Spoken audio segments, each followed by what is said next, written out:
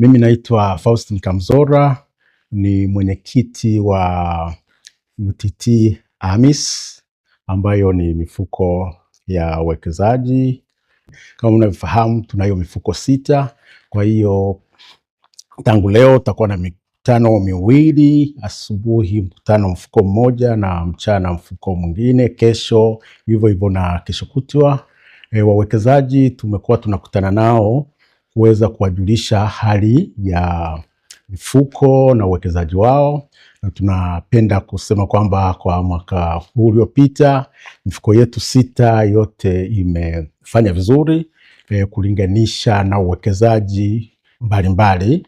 Kwa hiyo ukiwekeza kwenye mfuko wote katika UTT AMIS ni kwamba una uhakika wa kupata faida, lakini pamoja na faida vihatarishi, yani riski ni ndogo sana.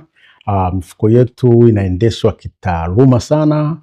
Mifuko yetu ina udhibiti wa kutosha na ukaguzi wa kutosha. Kwa hiyo mwekezaji yote anayewekeza kwenye mifuko yetu anakuwa na uhakika wa kipato chake, na ina malengo mbalimbali kama ambavyo wataalamu watatujulisha.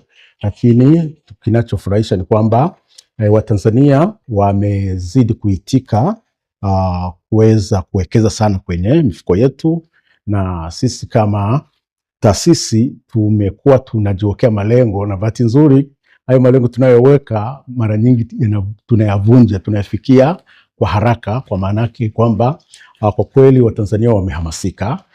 Tuna miaka 20 na zaidi kidogo ya utendaji, na sasa hivi watu wengi wameisha fahamu, na tunasema kwamba katika uwekezaji ambao una uhakika, maana wanasema kwamba ili uwe na uhakika wa kipato chako usiwekeze mahali pamoja. Wanasema usiweke mayai yote kwenye kikapu kimoja.